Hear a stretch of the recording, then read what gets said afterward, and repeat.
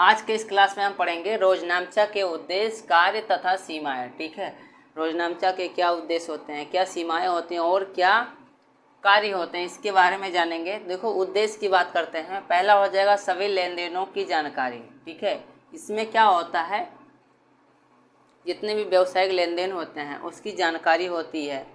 जितने भी लेन देन हुए उसको क्या करना, क्रम के अनुसार लिखना होता है। और इसमें क्या होता है कि सभी लेन देनों के दोनों पक्षों की तिथिवार सही जानकारी मिलती है। ठीक है, दूसरा नंबर पर आ जाएगा अशुद्धियों की न्यूनतम संभावना।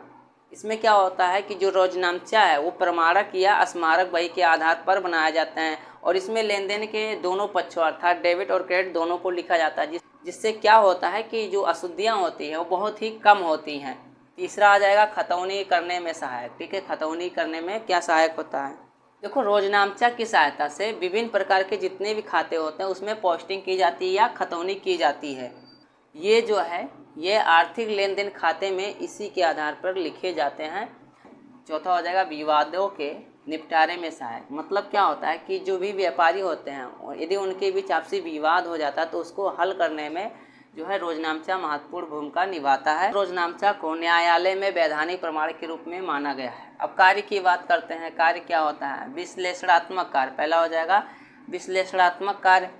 अब विश्लेषणात्मक कार्य में क्या होता है, रोजनामचा है वो प्रत्येक व्यावसायिक लेन देन का विश्लेषण क्या किया गया है, कैसे किया गया है, क्यों किया गया है। ठीक है, ये जो है दोहरा लेखा प्रणाली के सिद्धांत के आधार पर करता है, जिससे क्या होता है कि और जिससे यह जानकारी मिलती है कि किसी खाता को डेबिट किया गया तो क्यों किया गया और क्रेडिट किया गया है तो क्यों किया गया है। ये होते हैं इसके विश्लेषणात्मक कार्य। दूसरा हो जाएगा अभिलेखन कार्य।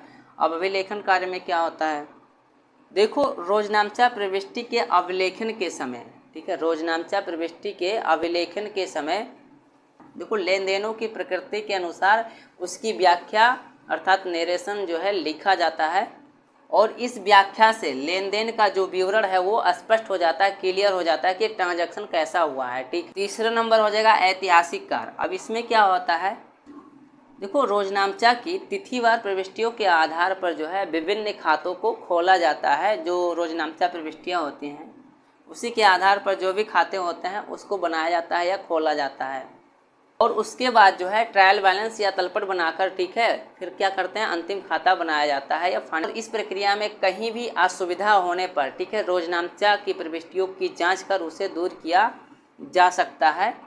रोजनामचा का यह ऐतिहासिक कार्य लेखांकन का कार्य करने में सुगमता प्रदान करता है। ठीक है, सहायता प्रदान करता है।